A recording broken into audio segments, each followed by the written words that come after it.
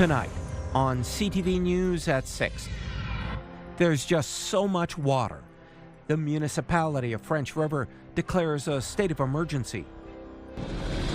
With so many basements flooded, Immediate safety would be first and foremost. Public Health Sudbury and Districts says flooding can pose many dangers and risks. And a century of memories. I'm proud of what I did. A World War II veteran is honored in North Bay.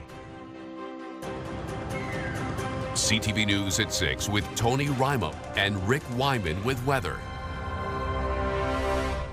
Good evening. Glad you decided to join us on this Thursday, April 16th. We have had a lot of rain lately, and there has been plenty of flooding on Manitoulin Island, and the rising water forced the evacuation of a shelter in Mindemoya. CTV's Madison Merrier reports.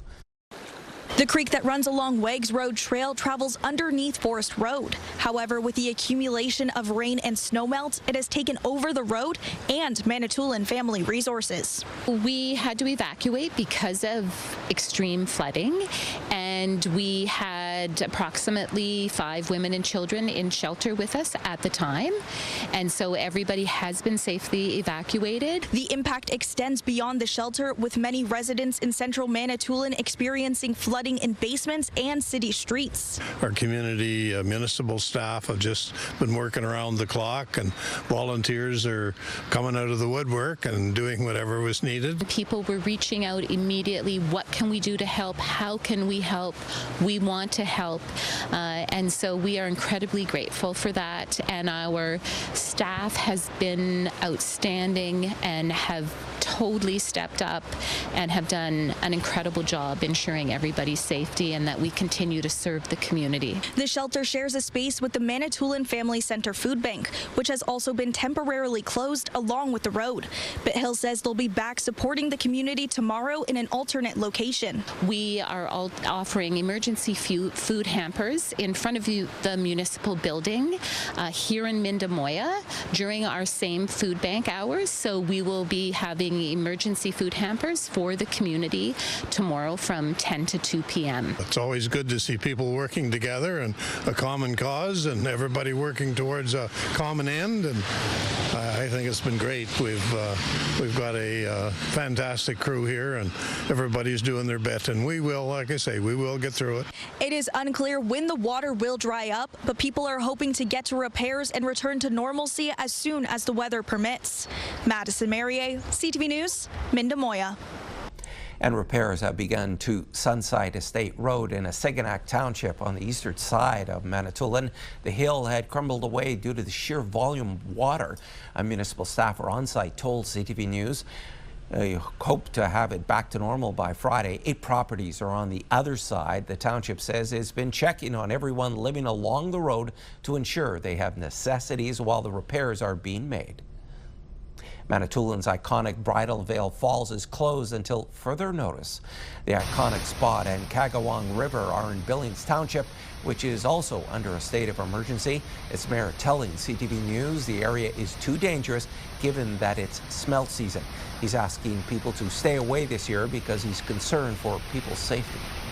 We've contacted the Ministry of Natural Resources and the OPP for extra patrol, just to notify people, more to educate people than anything else. So we are concerned. So can't impress enough how much we're asking people to stay away from that river.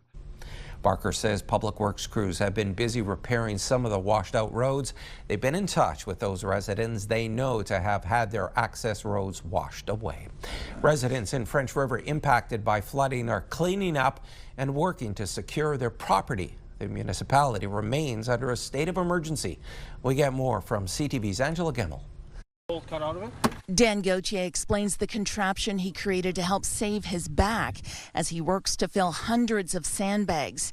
He's trying to secure his property along the French River. All my trailers and my lumber that was sitting near shore, which is usually 30 feet away, would have been underwater today because Yesterday there was green grass and now there's this much water over top of everything. After declaring the state of emergency earlier yesterday, the municipality of French River is now working with the Provincial Emergency Operations Centre. A rep for the community says about 50 homes have been impacted by flooding, which has also left at least 3 roads impassable. But it could get worse before it gets better. The local flows have already caused us to peak at our peak flood levels in the Pine Bay area, and we have yet to work with the watershed and the water coming down from the Nipissing watershed into our area. Gauthier lives on Brosseau Road, where the flooding is visible from Highway 64. He says his home hasn't flooded, and he's hoping the sandbags will help keep the waters at bay. I have a tree by the river and it's never been to the tree. Now it's 20 feet past the tree. Sand is available to residents, and since yesterday, about 1,000 bags have been handed out. Gagnon says teens from a neighboring school are coming tomorrow to volunteer to fill bags. People are worried, people are concerned, and then we also have the good news stories of people calling in, wanting to volunteer, wanting to assist, and what we're doing is calling our municipal office. Gagnon says it could be 14 to 21 days before the state of emergency is lifted. He's also concerned how rain in the forecast this week could add to their problems. Angela Gemmell, CTV News, Albin. And today, the township of Chisholm near North Bay also declared a state of emergency. On Facebook, the township posted a quarter of the impacted area is already underwater. The township is advising residents to take care on roads and avoid waterways. Flooding can pose many dangers and health risks, and Public Health Sudbury Districts has some advice for those living with rising water. CTV's Alan Everson tells us more. Just anything, anybody to talk to. 70-year-old John Wright has lived in this house for 20 years. He has no heat right now after water flooded his basement on Tuesday. There's between 3 to 4 feet of water in the basement, and for some reason the sump pump kicked back on again. It was stalled out or something. There's too much water coming in. The water flipped his washing machine upside down and damaged almost everything in his basement, soaked with dirty floodwater. He says the stress of it all sent him to the hospital. It was very nerve-wracking.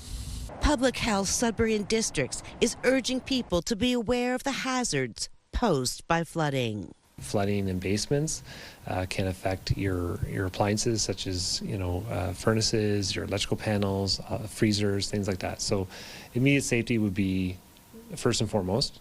Wright knows firsthand the hazards of flooding and is appreciative of some assistance. The fire department was very helpful that way. They came in and then they unplugged all the electrical stuff and turned the furnace off. Public Health says there are also health hazards, from contaminated food to sewage in floodwater. With sewage, effluent, E. coli is primarily, obviously, the main concern. However, there's a cocktail of bacteria and viruses that could be found within that, and so just any sewage contamination should be treated like a biohazard. Wright is upset. Flooding is a regular spring occurrence on Caruso Street. We have ice jams on the creek. They could take the ice jams away, but they never do. It's been happening for years. Public Health is asking people to check on those affected by flooding because of the hazards and the hardships. Elena Everson, CTV News, Coniston. And officials at Public Health Sudbury District say there is information on the website about flooding health risks and dangers. All right, let's talk about the weather. A lot more sunshine today. Here's CTV's Rick Wyman and the Weather Center with the very latest. Rick. Tony, better skies for tomorrow for the most part throughout the Northeast. We will get more precipitation come Saturday. Our systems map right now, courtesy of Environment Canada. We've got that system coming in by late tomorrow evening into the overnight tomorrow into Saturday. So showers or some sleet as well. Chance of showers or flurries. We'll check out some of the details on the 7-day forecast. We've got the current temperatures. Not a bad night in Northeastern Ontario for now, despite the fact that really a lot of areas have been flooded over. We'll get to those details in just a couple of minutes. Thanks for that, Rick. It's a fire that happened in January. Still to come on CTV News at 6. A woman has now been charged with arson in connection with a blaze in Sault Ste. Marie. Right now, we are heading to downtown Timmins. This live webcam is courtesy of the city of Timmins. It's 16 degrees. We're back in just a few minutes.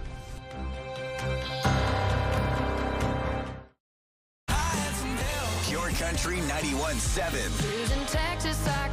Sudbury's home for the best country music. Listen for your chance to win $50,000 with Pure Country's big $50K payday. Arson and mischief charges have been laid after a fire in Sault Ste. Marie in January. A 48-year-old woman was arrested Tuesday in connection to the January 25th fire. According to police, the blaze sent 3 people to hospital, including the accused. The investigation revealed the fire had been deliberately set and displaced all tenants. Algoma Public Health is participating in a study aimed at tracking the development of young children across the country. CTV's Corey Nordstrom has more on some of the local results. Algoma Public Health has released early findings from a study tracking the development of youth 0 to 6 years of age. Data helps us diagnose what's going on, what's wrong, where are the areas of strength that we can build on, and where are the areas of need that we need to pull resources together for. Among the areas outlined in the Ages and Stages questionnaire that were cause for concern in the district, communication and social emotional, where over 10% of children were viewed as at risk. The data released today shows a snapshot of the 0 to 6 population in Algoma, with 466 children assessed. Officials say there are still thousands more to get to, and in order to do so, they've increased the number of staff able to do these screenings. We went from 30 people trained in doing these screens to over 140 today. We went from, just a few sites offering screening to now over 46 sites. The experts say that intervention at an early age is a relatively new concept, and decision makers can have a difficult time committing money without concrete evidence. We don't really look at developmental monitoring until children are reaching kindergarten, at which point we've already missed that opportune time, that 0 to 6 window when brains are the most plastic, they're the most responsive to external influences, to early intervention, where we can put in, the least amount of effort but get the greatest change, the greatest return on investment. Decision makers, though, don't want to make decisions on allocating resources based on what might be nice to have. What do we think might be good for our kids? No, they want to base their decisions on evidence. The data has been shared with other early childhood service providers who will use it to inform the work they provide going forward. Corey Nordstrom, CTV News, Sault Ste. Marie. Today, Premier Doug Ford put a stop to the idea of banning so-called surveillance pricing on groceries, saying competition is the best driver of lower prices. CTV's Siobhan Morris has more. It's called dynamic, algorithmic, or surveillance pricing, a growing trend among global retailers designed to increase profits, an approach that adjusts the ticket price based on who's looking. This is about companies deciding that one person, based on their online personal data history or shopping history, is willing to pay more for eggs than another person. Tech expert Carmi Levy explains grocers and other retailers can learn a lot about you when you use their apps, but that's not all they're peeking into. Location information, what you're doing in your other apps, maybe what you've posted on social media, things that you've liked and engaged with. Think of a parent up late at night with a sick baby Googling their symptoms. Should the price of children's Advil be based on the fact that you search that? I don't think so. All Ontario's opposition parties want the Ford government to put up guardrails. The state of Maryland's banned dynamic pricing at grocery stores. Same algorithms that can predict what we need can also be weaponized to exploit. Manitoba's government introduced similar legislation last month. And this week, federal New Democrats urged the Prime Minister to implement a national ban on surveillance pricing before it becomes a predatory new normal in Canadian life. In Ontario, Premier Doug Ford doesn't plan to intervene. No. I believe in a capitalist society, free market. The market dictates. A response critics say prioritizes corporate profits. I'm shocked that the Premier would support big grocery stores rigging the market to gouge people when they go to check out. Stores can also deploy algorithmic pricing when you're shopping in person, with digital tags being used to move prices up or down in a flash. As the weather changes, or as the store approaches closing time, or if inventories levels are low on a particular product. He feels retailers have been too scared of blowback to have prices flip when someone new walks by, but the technology is there. It wouldn't surprise me if over time this goes from being something that is the source of outrage to the new normal. Siobhan Morris, CTV News. The crew of Artemis II has been back on planet Earth for nearly a week, and at a news conference this afternoon, the 4 astronauts, including Canadian Jeremy Hansen, answered questions about the mission. CTV's Heather Wright reports. They traveled more than 400,000 kilometers to the far side of the moon and back.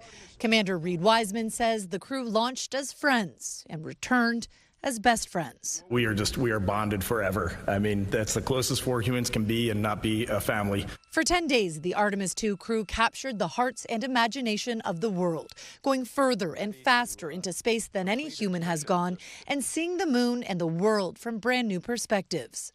We're all kind of struck by these things that make us feel small, and that the sense I had was this sense of fragility and feeling small, infinitesimally small, but yet this very powerful feeling as a human being, like as a group. Speaking to reporters from the Johnson Space Center this afternoon, the crew says while they had an idea of the attention their mission was getting, they initially didn't know the extent of it until talking to their families back on Earth. When my husband looked me in the eye on that video call and said, "No, really, you've made a difference," it brought tears to my eyes, and I said, "That's all we ever wanted." Canadian astronaut Jeremy Hansen hopes this mission inspires the next generation of astronauts to dream big and says it underscores the importance of working together. Don't do it alone, and share what you're trying to accomplish with others, because you need the support of others to do big things. And so share your goals, be brave enough to share them, and then you'll be surprised how people surround you and lift you up to accomplish them. Asked how optimistic they are that humans could soon have a permanent presence on the moon, Commander Wiseman said not only is it doable, but doable soon. Heather Wright, CTV News, Toronto. Back now for a check on your current conditions. Here's Rick. In the action, so to speak, for residents across the Northeast. No heavy rain in the forecast for this evening. The conditions will improve somewhat for tomorrow. Some areas will get some sun, and we'll get into the details a little bit later on the 7-day forecast. Our forecast radar right now. Another system moving in. We're going to get rain or sleet on Saturday, so we'll keep a close eye on that and some of the numbers as well. But meanwhile, let's take a deep breath and check out some of the current temperatures right now right across the Northeast. Mainly sunny in Moosonee at 7. Sun and cloud in Cochrane at 10. Mainly sunny in Timmins at 16. Cap 13 with the sunshine. Meanwhile, 16 in Chapleau. Some fog in Wawa at 4. Sault Ste. Marie at 8 with the sunshine. And in Parry Sound, cloud cover 8 degrees, better than the rain that they've had the last, day or so. Meanwhile, in North Bay, some fog and 8, 10 degrees to Miskaming Shores, mainly sunny in Kirkland Lake, 13. Greater Sudbury, some cloud cover in 12, mainly sunny Espanola, Elliott Lake, 15 and 17 the highs right now, and 12 degrees in Gore Bay. The island can certainly use some sunshine and some wind to get rid of that water if we can. We'll check out the 7-day numbers and a lot more coming up just minutes away. Tony? Thanks, Rick. He's a Canadian who was detained by the U.S. Next on CTV News at 6, Douglas Dixon was arrested in February and spent time in Alligator Alcatraz. And researchers at Algoma University are hoping to blend indigenous wisdom with Western science. Tonight, you realize you've been conned, you've been deceived. More women come forward alleging their husbands married multiple women at once. There can be predators that will use these gaps in information to exploit. Why it's a struggle for them to get a divorce. W5 investigates tonight on CTV National News and ctvnews.ca.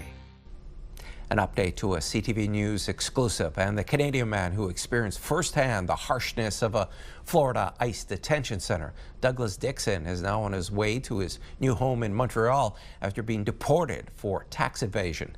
CTV's Judy Trin reports. When he got off the plane, all Douglas Dixon had was a duffel bag and a yellow envelope containing his deportation order. The nonsense that's going on in that country is just unbearable. Dixon, a green card holder, is banned from returning to the U.S. 4 years ago, he pleaded guilty to tax evasion after his smoothie business closed during the COVID pandemic. Since 2022, he had paid back nearly $20,000, but still owed the government $12,000. In February, he was arrested by ICE and taken to Alligator Alcatraz. His friends were shocked. It was blindsided, and in my opinion, he was a victim. His hockey teammates wrote letters to the judge vouching for his character. They offered to pay off his debt. What could we done? Well, we would, hey, let's have a GoFundMe. Let's have a charity hockey game to help out Dougie. But it was too late. Under U.S. law, defrauding the government of more than $10,000 is considered an aggravated felony and grounds for removal. With an aggravated felony, you get no rights. You can't go for bond, although we tried. He was detained at Alligator Alcatraz and another facility for 65 days. In that time, Dixon spoke with but did not see his wife and children. They sent a video message. Love him so much and miss him very much. Yeah. So proud to have to, it's been 2 months of being away. And I'm just proud that he has continued to wake up every morning, right? Wow. Well, I'm glad. Do they have a copy of that I can keep forever? I asked Douglas Dixon why he kept his financial troubles a secret and why he didn't reach out to his friends for help earlier. He said he was too proud and embarrassed that his business had failed. Judy Trin, CTV News, Ottawa. U.S. President Donald Trump says Israel and Lebanon have agreed to a 10-day ceasefire. Trump posted online that he had excellent conversations with Lebanese leader Joseph Aoun and Israel's Benjamin Netanyahu. He wrote that both leaders agreed to begin a 10-day ceasefire this afternoon at 5 Eastern. Trump says he invited both leaders to the White House. There was no mention of the Iran-backed militant group Hezbollah. Meanwhile, talks have stalled between the U.S. and Iran. The struggle for control over the Strait of Hormuz continues. The U.S. military says it has turned back 10 ships since launching its blockade of Iranian ports. U.S. Secretary of War Pete Hegseth warning Iran today the U.S. is committed to the blockade. In the meantime, and for as long as it takes, we will maintain this blockade, successful blockade. But if Iran chooses poorly, then they will have a blockade and bombs dropping on infrastructure, power, and energy. Iran issued a new threat to block shipping from the Persian Gulf, the Sea of Oman, and the Red Sea. If the blockade continues, Iran's foreign ministry saying no specific dates have been set for a new round of peace talks, though Pakistan is still trying to bring the sides together. And there's more news still ahead, but first, here's your full weather forecast with Rick. Turning out to be a half-decent evening, Tony. No complaints from anyone about the fact that it's not raining, and that's a good thing, but we will have some rain coming up on Saturday. Forecast radar. Take a look at the system that's moving in by late tomorrow around supper time, 4 o'clock, 6 o'clock, 8 o'clock, midnight, what have you. So Saturday will be wet. Northeastern Ontario, Greater Sudbury, overcast and fog. Cloud and fog in the Sault. Timmins, drizzle flurries. Temiskaming Shores, drizzle and fog. North Bay, drizzle and rain, some light rain overnight. Moosonee, some drizzle. Caphurst, drizzle and flurries. Wawa, drizzle and fog. Gore Bay, cloud and fog. Parry Sound, showers and fog, but not serious precipitation, Parry Sound. Sudbury, Nickel Belt, sun and cloud tomorrow, 14. It'll start off cloudy, though, then get into the sun and clouds. Saturday, showers at 11. Chance of flurries Sunday at 1. 4 degrees Monday, sunshine on Tuesday. Chance of sleet at 40%. Daytime high of 9 on Wednesday with the sun and cloud as well. Sault Ste. Marie, Algoma, some cloud, maybe the odd sunny break at 12. Chance of sleet on Saturday. Chance of flurries Sunday. It goes from 12 to 6 to -1. Then 3 Monday, some sunshine, sun and cloud Tuesday and Wednesday at 8 and 7. Still below normal. Not quite seasonal yet. Timmins, Cochrane, Kapuskasing, flurries in the forecast for tomorrow at 11. Showers on Saturday at 11 as well. Then the big cool down, -2 Sunday with the snow, 2 on Monday, sunshine. Chance of sleet Tuesday at 7 degrees as well. Wednesday with the chance of flurries. So topsy-turvy weather over the course of the next couple of days. Temiskaming Shores, Kirkland Lake, that low pressure system continues to dominate the northeast. Drizzle, sun and cloud tomorrow 14. Showers Saturday at 12. Chance of flurries on Sunday -1. Monday, the high pressure is back at 3. Chance of sleet Tuesday at 60%, 8 degrees. And Wednesday as well, another 8-degree day, 30% flurries or rain. Showers, flurries, take your pick, below normal for this time of the year. North Bay, West Nipissing, cloud drizzle tomorrow 17, then 14 Saturday with showers. Cooling off drastically to only 1 on Sunday. Chance of flurries Monday 3 degrees. Tuesday chance of sleet at 8 and chance of flurries or rain come Wednesday at 9 degrees. And again, your normal is 10, but not quite there just yet. Let's have a look now at our pick of the day from Cedar Meadows in Timmins at the resort. Dennis and Jeannette Tessier. Here is the wolf at Cedar Meadows Resort. Great shot, crew. Dennis and Janet are both from Thessalon, so I appreciate that. Like a great pick of a wolf. That's our pick of the day. Still to come after the break, a 100-year-old World War II veteran is honored in North Bay like he should be. Eric Tashner has that story coming up a little bit later on after the break.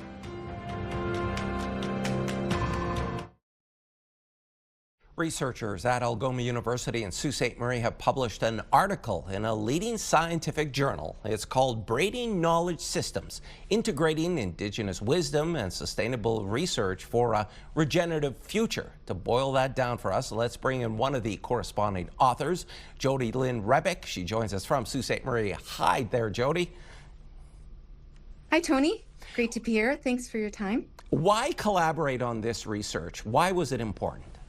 Well, we've been doing research in Bawating, this area, for a long time, a couple of years in freshwater, and learning just how much knowledge Indigenous people have gathered based on their time immemorial work as stewards on the land. So we found it very rich, and as part of Truth and Reconciliation calls to action, this is important as well, so that we can work together in ways that are respectful, honorable, and learning from each other.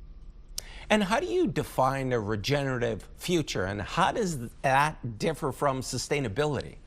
So sustainability basically is taking care of things in the state they are now, whereas regenerative is trying to create new processes and systems to bring back the health of those elements of nature, so that then we can continue to, restore the health that has been kind of taken away. And with the United Nations and the 2030 agenda, the SDG goals are only 17% on target to being fulfilled. And 2030 is just around the corner, so it seems more important than ever to just change our own practices so that we can impact our land and waters in a way that help restore that health, so that we can move forward from there. But just to sustain it as it is now means we're sustaining the state it is, which isn't all that healthy. And what role does Indigenous knowledge play in reshaping dominant research paradigms, do you think? Well, I can't speak for Indigenous peoples, but I have learned a lot from my interactions with Indigenous communities. Come on in, Liz. The more that we can work together and engage together and learn from each other and apply not just those scientific facts and figures and evidence, but more of the knowledge that Indigenous people bring to offer that balanced approach. And I noticed you had the picture that Grace Swain did for our study to illustrate the balance needed so that we can work together collaboratively to, make our world better. Not just our human world, but the whole living world. Come on in. Here is Liz. Here's Elizabeth. Elizabeth Edgar Webb Kamagad. Welcome. Yes. Thank you so much for being here. And I know Jody Lynn has said so much. What can you tell us about your project and what makes you so proud of it?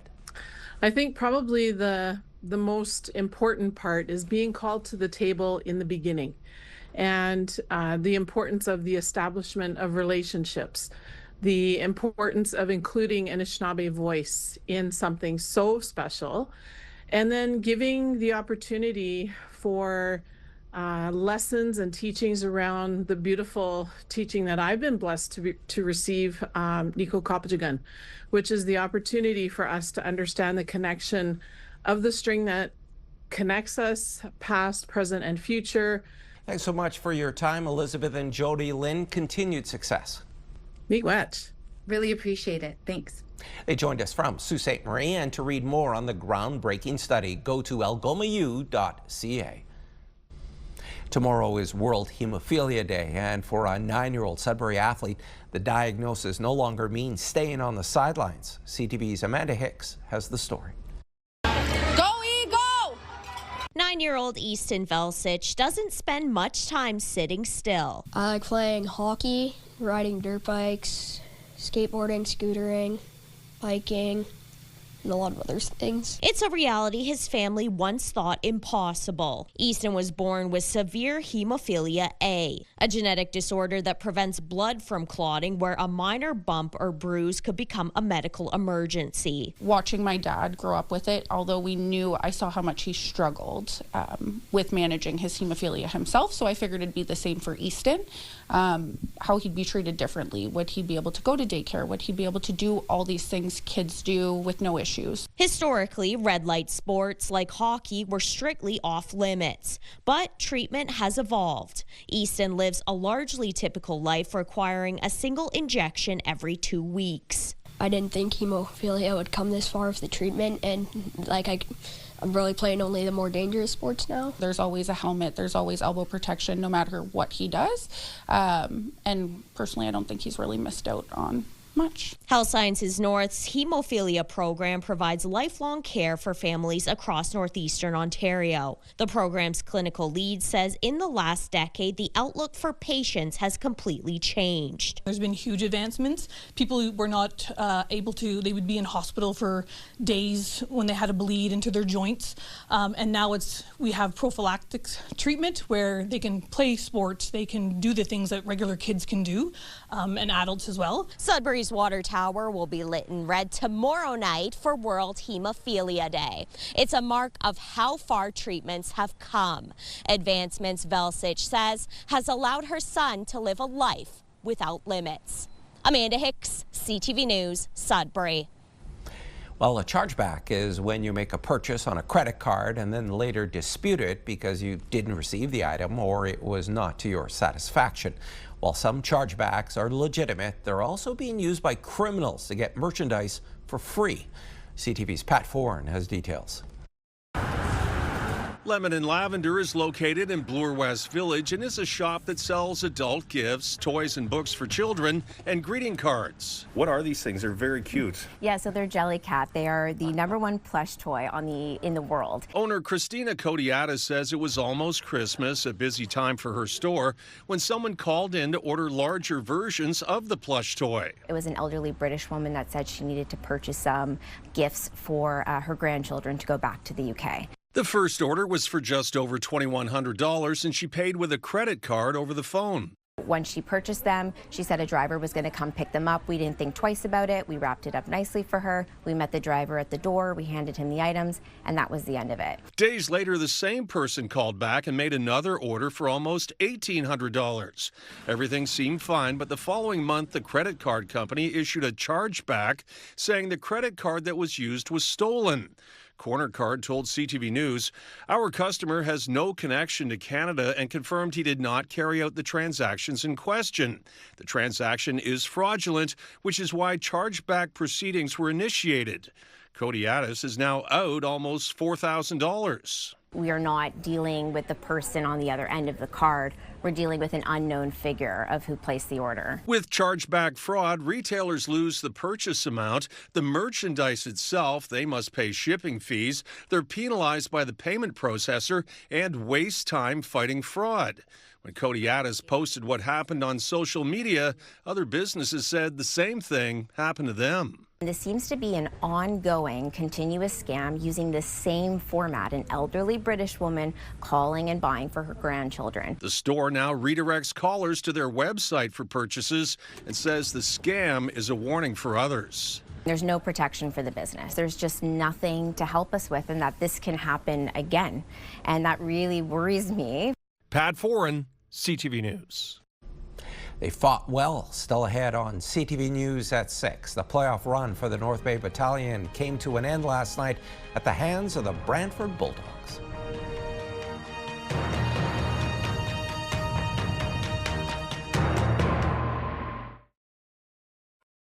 Clothing provided by Laura, Melanie Lynn. In sports now, the NOJHL final kicks off tonight in Sudbury. The Sudbury Cubs are looking for a three-peat as they've won the last two championship titles. The Timmins Rock won the title 3 years ago. They will begin their best-of-7 battle tonight at 7:05 at Countryside Arena. To the OHL playoffs in North Bay's Parker Vaughan tied up Game 4 last night to end the second period. The third would be nothing but heartbreak for the troops as the Brantford Bulldogs score 2 goals, one in an empty net, to take the game 5-3 and the series. There's just one northern team left. The Sioux Greyhounds are trailing their series against the Kitchener Rangers 3-0. It's do or die tonight for the Hounds on home ice. Puck drop is 7:07. To the Basketball Super League, and the Sudbury Five continue their playoff run after defeating the Montreal Tundra in round 1. They take on the Kitchener-Waterloo Titans tonight at the Odd in Kitchener at 7 o'clock. The NHL regular season has wrapped up with some big wins and tough losses. The Ottawa Senators won last night 3-1 over the Toronto Maple Leafs. The Sens see round 1 playoff action against the Carolina Hurricanes. It will be the first time the two teams have faced off in the postseason. Meanwhile, the Leafs tallied their 7th straight loss to end their regular season. CTV's Allison Hurst has more on the Leafs' tough season. Leafs fans walk out of the Senators arena, marking the end of a disappointing season and the first time Toronto won't be in the playoffs since 2016. This was a tough year. It was a frustrating year. We didn't meet the goals or the expectations that we set out at the start. They finished on a 7-game losing streak, but really, since the Olympic break, the Buds never found their footing. We had multiple meetings about what we needed to do over, I think there's 25 games left, and then to go out and, end up where we are is extremely disappointing. The way we want to play and build the team identity and what brings, what's going to bring success and how you get everyone together on the same page, it just didn't really come together. Injuries also played a role, like losing their captain to a brutal knee-to-knee hit. I think you probably know how I feel about the hit. Up until a couple days ago, I just got off crutches, so I didn't think I was going to be standing here today. Many question the team's culture and connection between players and their coach. Our culture's good in here. I don't have a problem with the culture. I have a problem with how we performed on the ice. The organization's GM, Brad Treliving, was fired last month, and when asked if he expects to be back behind the bench next year, head coach Craig Berube answered yes. I haven't heard anything about that, Same as you guys heard. When a new GM gets hired and people there, and they'll make a decision. But questions continue to swirl. There's so much dishonesty within this organization that nobody is taking the steps to come out and tell people exactly what is going on. Expectations for many are there will be changes both on and off the ice. It's going to be a different looking team next year. How many, I don't know, but they have to make some moves, not just off the ice, but on the ice as well. The only positive, last night's loss solidified the Leafs in the bottom 5 teams, giving them a better chance at a top 5 draft pick. Allison Hurst, CTV News. There we have it.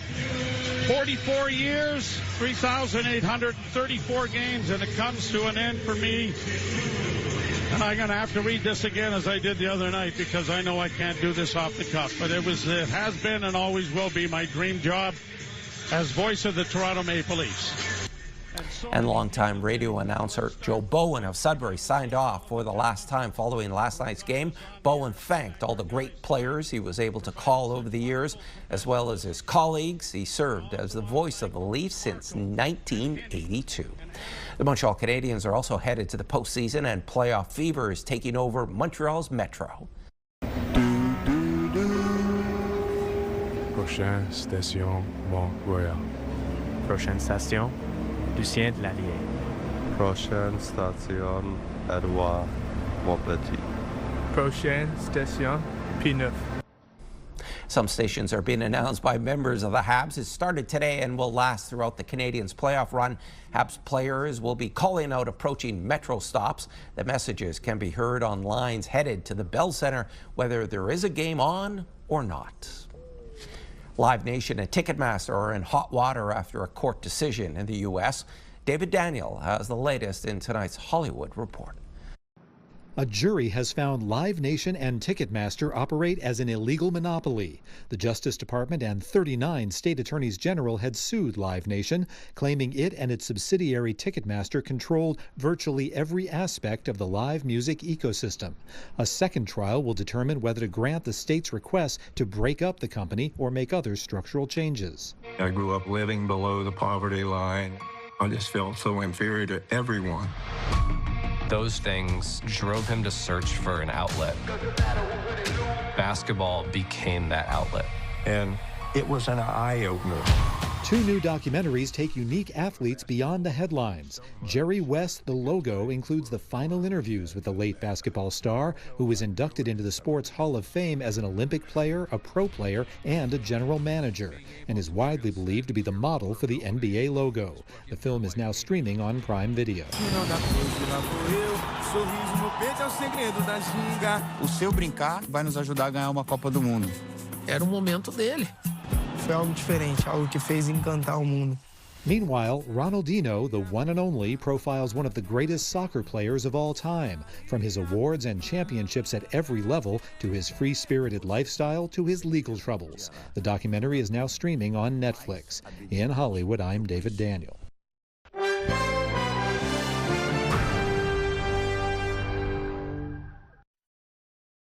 A lot more Canadians are buying electric vehicles now that a new federal program has kicked in. BNN Bloomberg's Mirella Fernandez has more. Statistics Canada is reporting a big jump in the purchase of zero-emission vehicles in February. New vehicle sales were actually down about 1% that month, year over year, to just over 124,000. But more than 12,600 of them were zero-emission. And that's a 47% increase from February of last year. It coincides with the start of a federal program that gives cash back to Canadians for these purchases. Here are the closing numbers for the day. The Canadian dollar is up to $72.98. West Texas Intermediate is up more than $3 to $91.17. Western Canadian Select hasn't moved much. It's at $70.41. And the TSX lost 103 points today. Those are your business headlines. I'm Mirella Fernandez. And here are the current prices for some key commodities. We watch gold down $11.84, closing the day at $47.89.37 U.S. an ounce. Silver down 86 cents to end the day at $78.42. Copper up 2 cents to $5.95. And nickel moved forward a nickel, ending the day at $8.14 U.S. a pound. And Rick is back now for one last look at your Friday weather. Well, as far as precipitation goes, Tony, no significant precipitation in the forecast for tomorrow. That will happen on Saturday. Cloud sun in Greater Sudbury, 14 degrees. Timmins, 11. Some flurries and some light drizzle overnight. 12 degrees in Sault Ste. Marie. Some cloud cover for the most part. Maybe the odd sunny break. 17 in North Bay. Drizzle, cloud. 17 Parry Sound. Cloud and sun. At least you're getting some sunny breaks. And Temiskaming Shores, some sun and cloud. 14 degrees. Don't forget that rain will hit the area late tomorrow, overnight, and into Saturday. Tony? Thanks, Rick. And finally, a celebration today in North Bay for one of the last surviving Second World War veterans. As CTV's Eric Tachner tells us, the 100-year-old was honored with a special display of his medals. Morris Jackson is proud of a lot of things. His good friends, air in his lungs, and his accomplishments. But one thing he's extra fond of is being a Canadian veteran. I'm proud of what I did. Born in Sherbrooke, Quebec, and moving to North Bay in 1980, Morris recently turned 100 years old in January. At his birthday bash, he met Jerry Furlot from the Legion, who was asked to make a display of his service medals for him. Mr. Jackson actually said he would pay for them, but I didn't want to do that because he's a veteran, and we try to help our veterans out as much as we can. Seeing the display for the first time, That's wonderful. A moment of joy. Unexpected. It's just wonderful. Morris enlisted as a wireless radio operator at a Newfoundland station manned by the Royal Navy before the Royal Canadian Navy assumed command of it. His job was to send and receive messages from ships out to sea. Everything was coded and then sent to the decoding people for the whatever action had to be taken. After the war, he served as an Army reservist stationed at the Armory, but it was his journey to a century of life that continues to amaze him. Something you only do once in your life, I guess. The secret is don't die.